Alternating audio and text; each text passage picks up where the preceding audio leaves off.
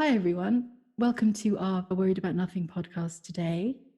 Today, we thought we'd talk about connection, and it may veer off and cover other aspects of connection, but we thought we'd start with the connection to God, source, oneness, the universe, through nature, through meditation, whatever way you connect. So, hi, welcome. My name's Kim. I'm Danielle. And I'm Katya. Okay, so connection. It's a big topic we've decided to tackle today, but it feels very right today. I'm sitting here and the sun's shining. It's a beautiful day. One of the things that Katya had raised before we started recording was connection to nature, and through nature, connection to oneness and to God. And I feel that that's often such a beautiful doorway, because when you are in nature in its wild, untamed form, it immediately brings you to that feeling of connection, that feeling of being one with it, and opens you up to the moreness. And you feel part of everything, you feel at one with everything. And I feel that, as we were talking about before, sometimes when you have busy days or busy weeks or busy lives, you can forget to have those moments, those pause moments that are so important just to connect.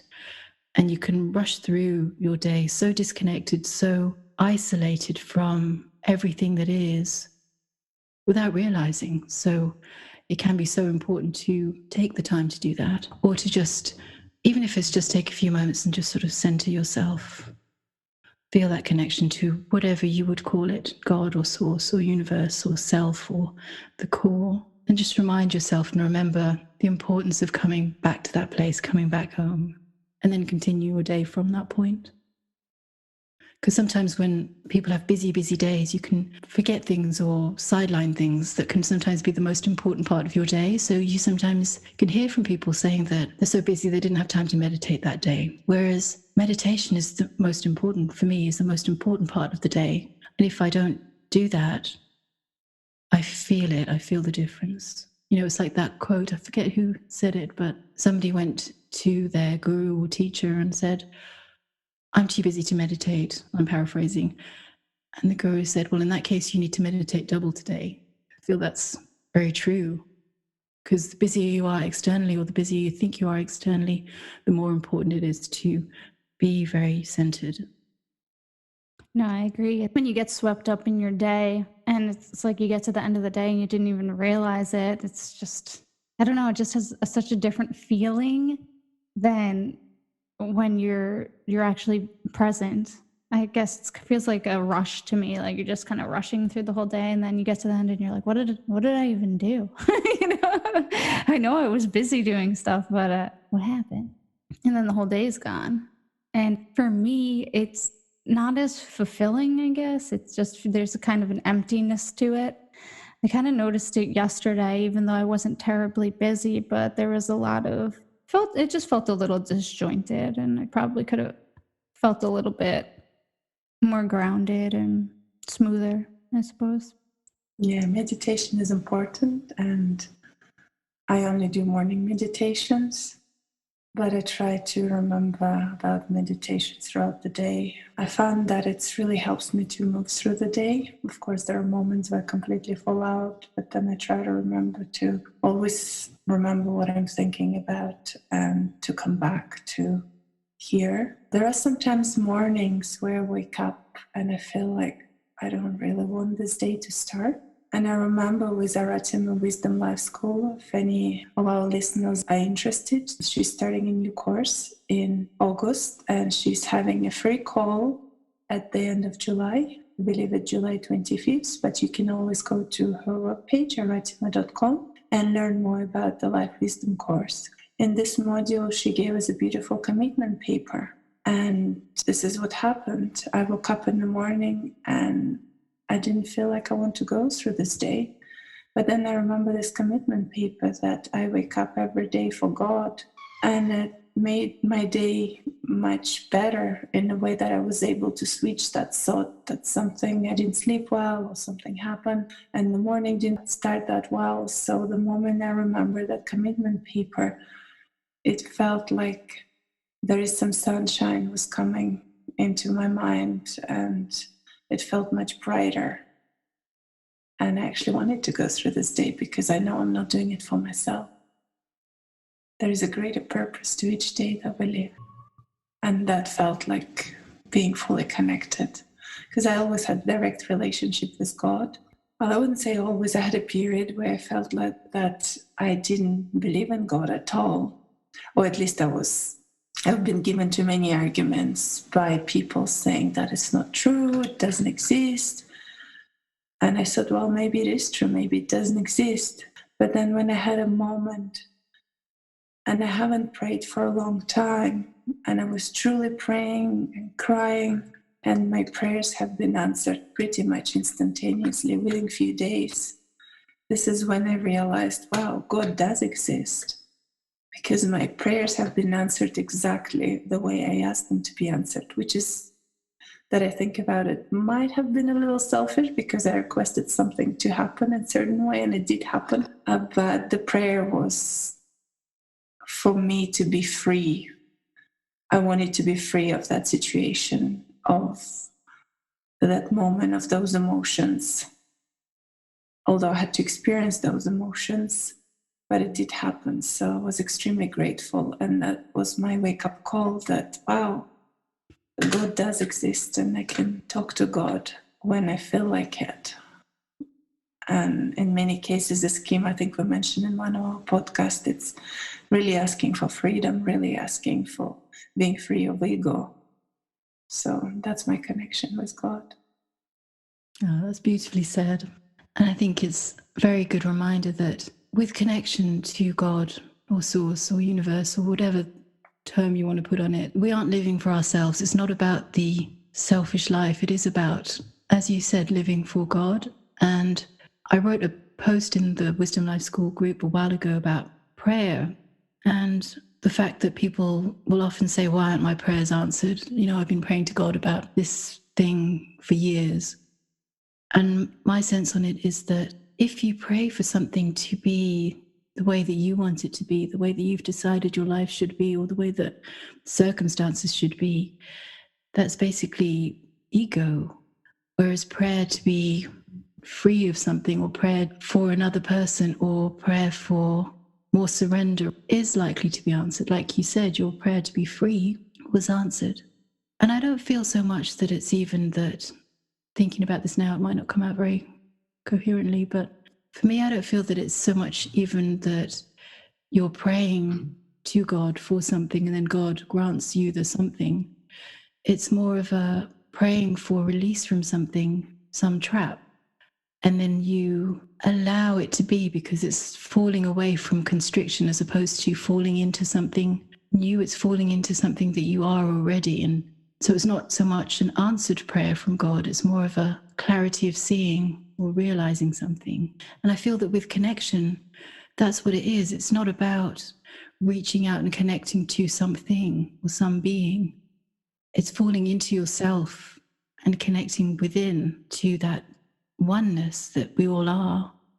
So it's not a reaching out, it's more of a stripping away. And that's always important, because it's what we pile on top of the person that we think that we are that divides us and separates us from that godness. Whereas when we strip all that away through meditation or through being in nature or through just that feeling of love, that sometimes that really pure and overwhelming feeling of love that can come with feeling connected to God, all of that can just be the button or the doorway or whatever you want to call it, just to fall back through.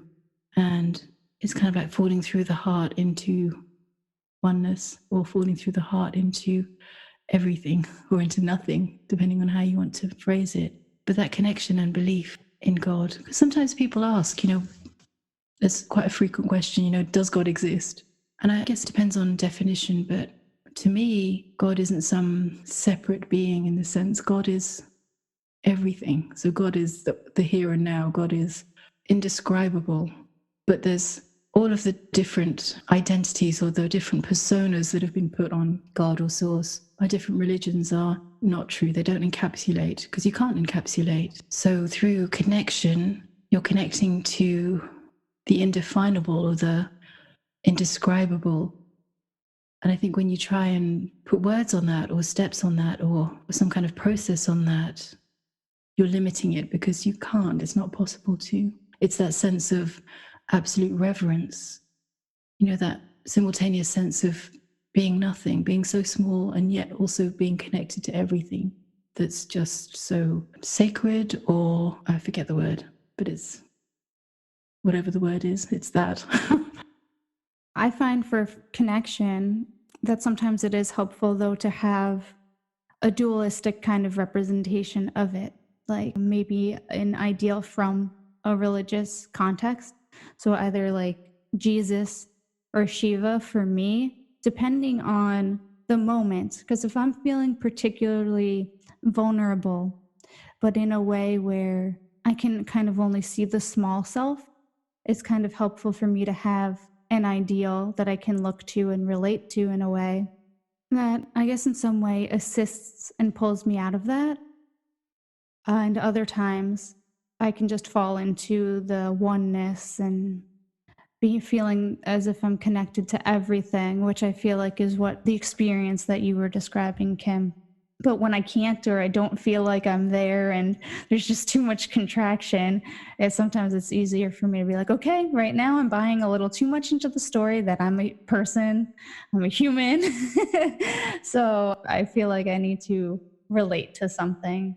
And yeah, it's just what I found kind of works for me. Instead of trying to force that, why am I not feeling like I'm at one with everything? I need to, get into that perspective and push myself to feel that way. Then I just opt for relating to something that means something to me or has a higher vibration. And that's great. I think it's whatever's right in the moment, and whatever will be that tunnel through to the absolute or the oneness or whatever it is. The important thing for me, I feel, is not to put measures or meaning on things, though. The way that sometimes people can get caught up in, like Katya was saying, if you meditate and you see light, that must mean that you are something, or you've achieved something, or you've attained something, or any of those other me words that people sometimes like to put on things. Just see it all as an experience. So if you're meditating and you see light, great, you're meditating and you see light. Great. Or if you feel that you meet God or have a direct relationship with God through whatever means, feeling in the heart or being in nature or by the sea or wherever else, that's great too. It's about the connection as opposed to the tools to the connection. I feel that as long as you see the tools as tools, that's fine. It's like eating your food, but it's still the food, so you're using a knife and fork, or you're using your hands, or you put your face in your plate. It's kind of, you're getting the food, you're eating the food. I actually think that's a great example because food nourishes us and our connection with source also does. So it doesn't matter like how you're getting to the nourishment as long as you're getting there. Yeah, no, that's true. Yeah, Thank you for that's that. true. And sometimes even a good prayer for the food can be useful as a little connection too. Mhm. I never used to do it, but now little by little I start doing it, and it just helps you to bring you back to the home, to source, right? So Yeah, I actually really love that you brought that up too, because with food, sometimes like I've challenged myself with trying to figure out what a good diet is for me, but I don't want to do it from a place of mind because I have an idea in my head, right, of what might be right to eat. So I try to turn it over to source. I'm like, okay, well, is it right for me to eat this in this moment? And I'm not going to make a religion out of it and say, okay, source said that I could eat an English muffin for breakfast today. So that's it. Every day I'm going to eat an English muffin, right? Whatever it is. But sometimes I get answers of the affirmative of something where I'm like, well, I normally wouldn't think this is something that's good for me, quote unquote, good for me. So that's where the prayer really helps me come in too, because I'm like, I trust source. And I'm like, okay, so I know that this is going to nourish me in whatever way it's meant to nourish me.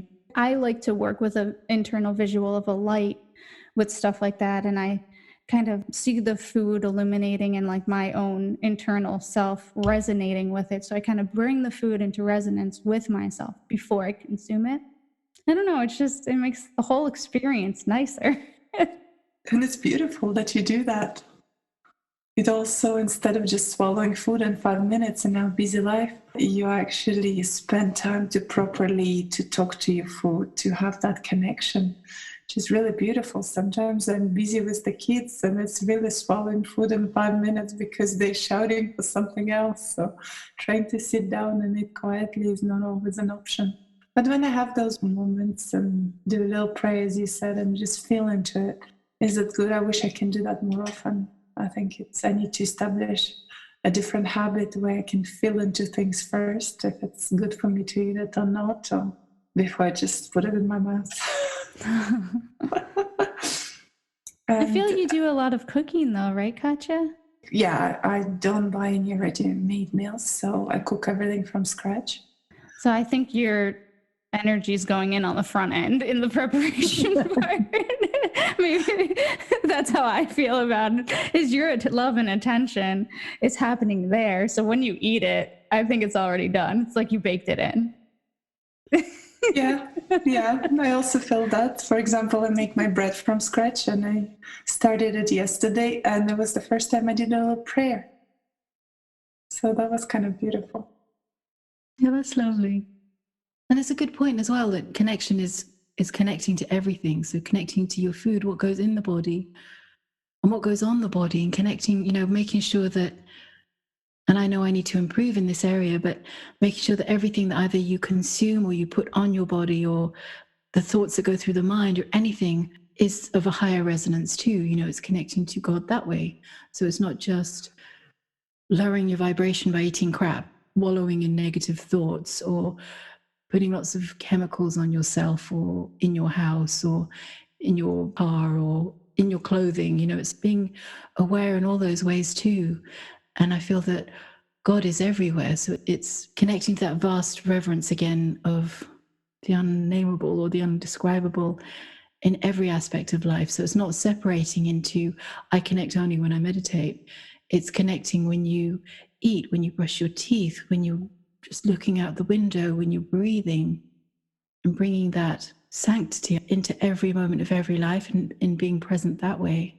So it's beautiful to say a prayer before cooking or prayer before eating, or you could do that in every moment, because in some ways meditating is like a prayer. So waking meditation, when sometimes during the day you're in that state of meditation with your eyes open, it's going through life that way. And every moment is sacred, and everything you do is with deliberation and with openness, rather than doing things mindlessly and not thinking about it. So just eating in front of the telly or just rushing through your day or any of those things. It's being in that now moment in everything that you do, and connecting always, in all ways, is something that I don't do all the time. But when I have the moments of doing, and I can see how that would ripple out. So when I have days like that, when I'm feeling so connected to everything and everything is done mindfully and done with that, it's almost a purity of feeling that you're not acting, you're just moving naturally.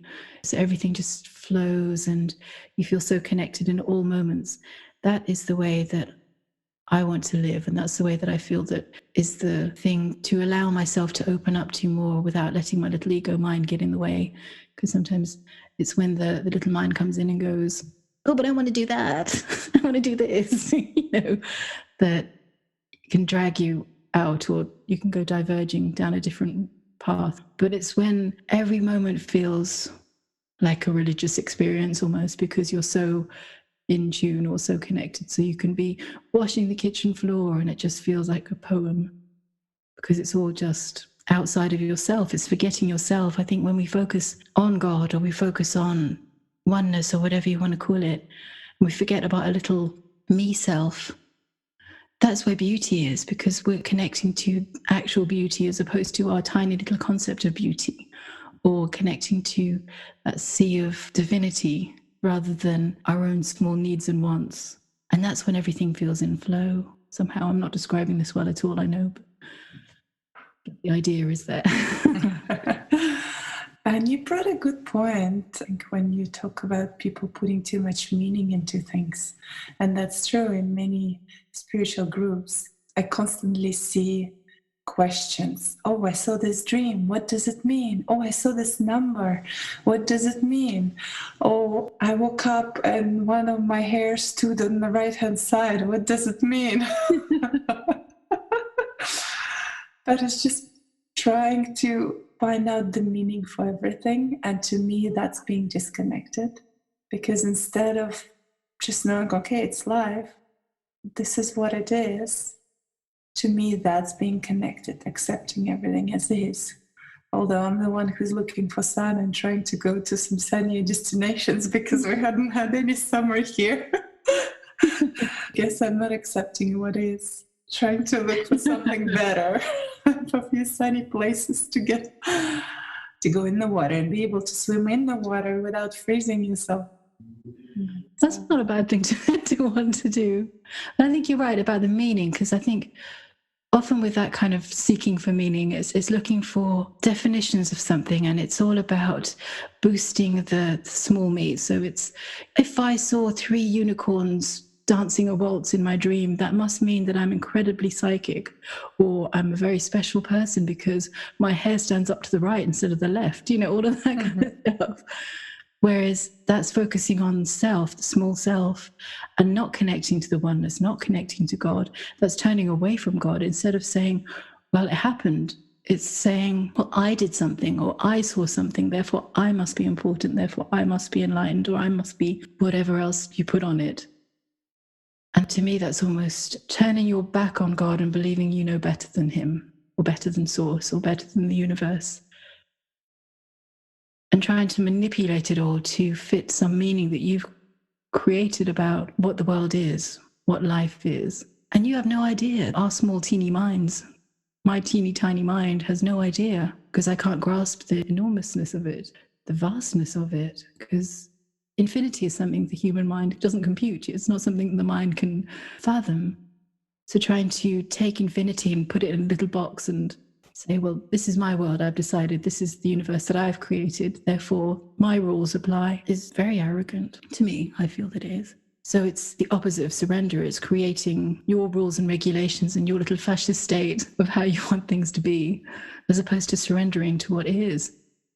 And having the humility of knowing that you don't control all this stuff.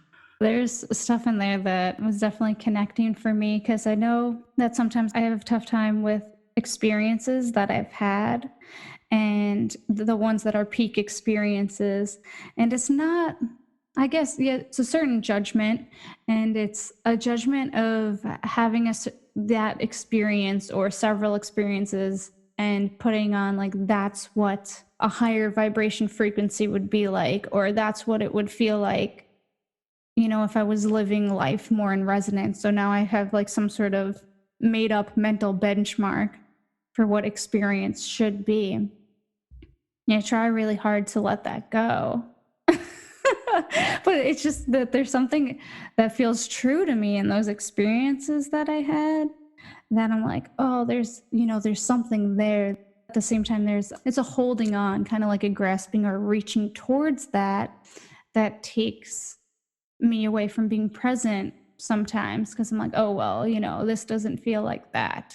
So somehow this moment is less profound, less true, less real or something, which I know doesn't make any sense, but this is what happens. So. But it does make sense, because you're comparing, and the comparing is the mind. And I'm saying that from experience. I know I've done this too, and with the peak experiences that we have, particularly through Ratima's Wisdom Life School course, we've all had these peak experiences. And like she says, to write them down so the vibration is there. So if we're at a lower vibration, we can read them and then revisit and remember. But it's about letting them slip through your fingers. We write them down so we don't hold on to them. Whereas I've done this, and I know I only fairly recently was told or shown very clearly by Jason how much I was doing this, that I would have these peak experiences and hold on to them like, if I let go, the world would end, and I didn't realize how much I was doing this. But because I was holding on to them, I wasn't letting them be.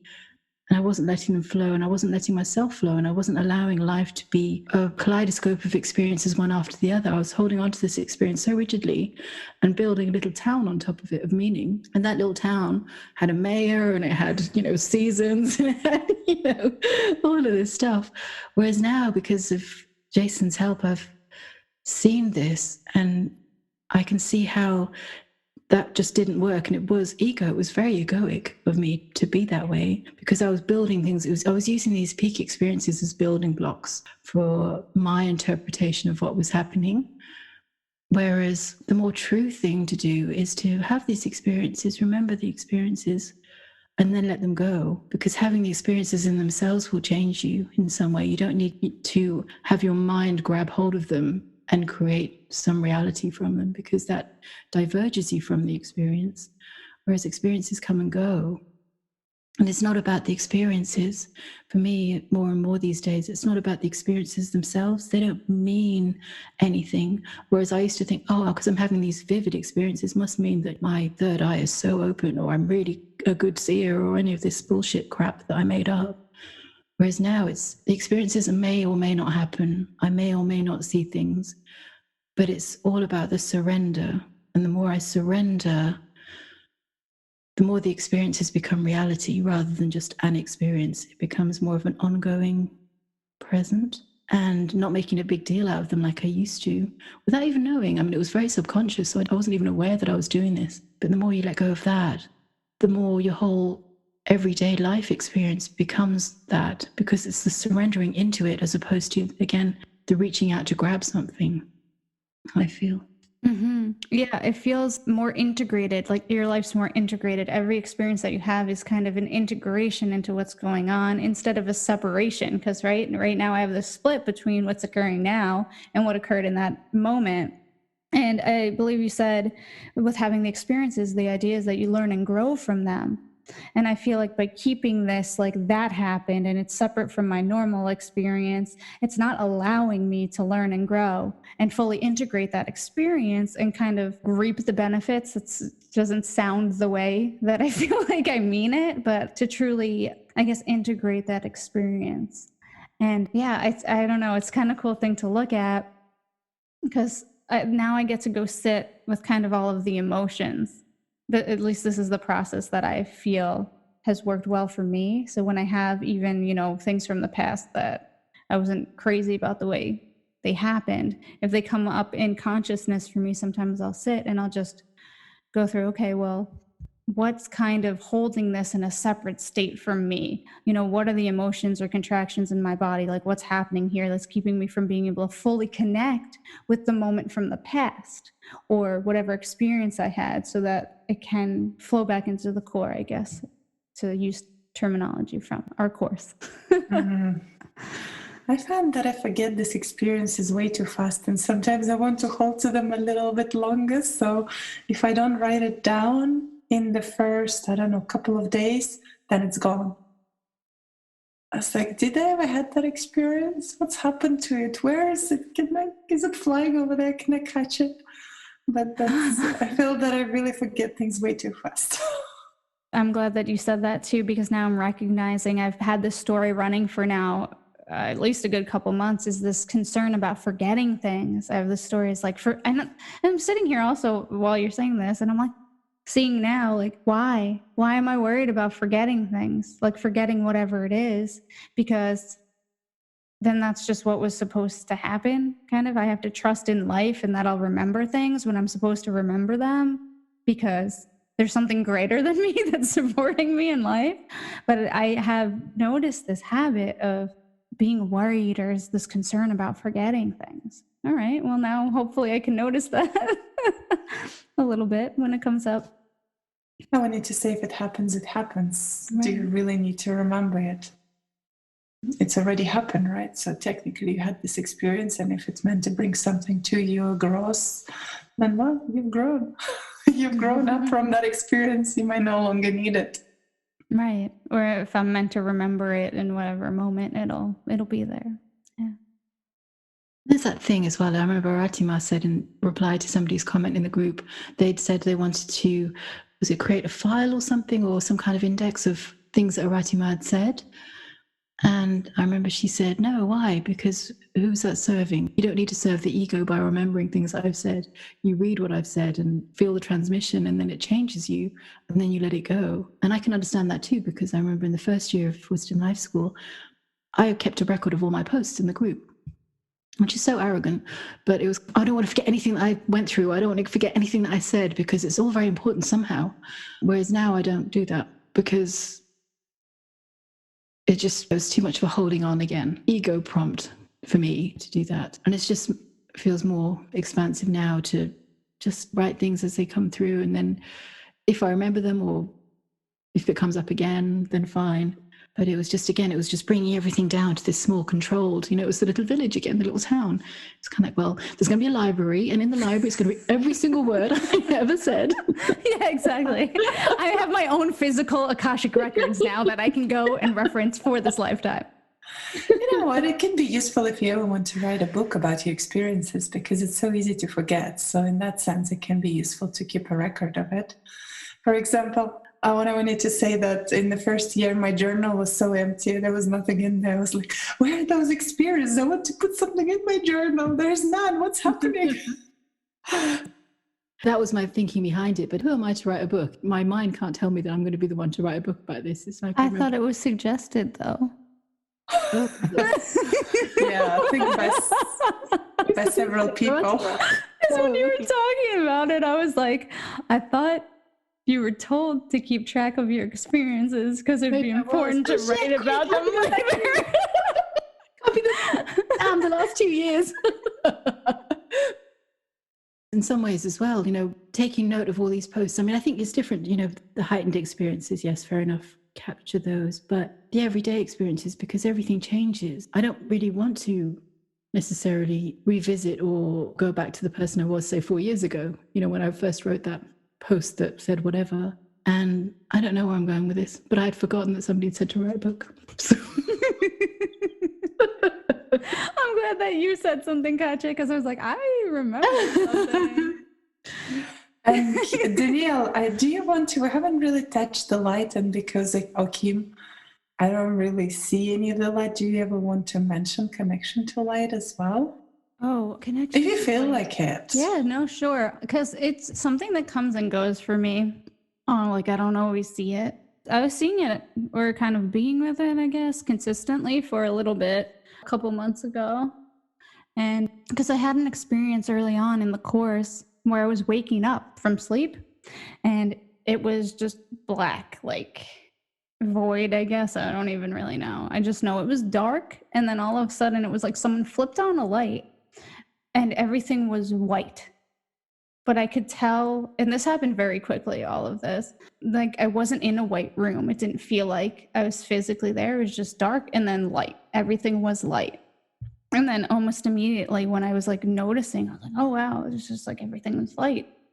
Is that it was almost like the light splintered into kind of like the rainbow, like the different colors that we can see with our physical eyes. And I was awake. So it's like I kind of was able to see going from like dark to light to thought, like light moving into something, I guess, existence. I don't know what the reality, the physical reality that we see. So I was spending a lot of time with that experience of the light and just kind of asking, source, my higher self, to bring me to that spot of where I could sit with it. And sometimes it would come in naturally, or it would just be there and I could be with it, or I could ask and I could go there. But I was trying to do that more recently because it was really pleasant, right? I got the sense where like I was the source of the light.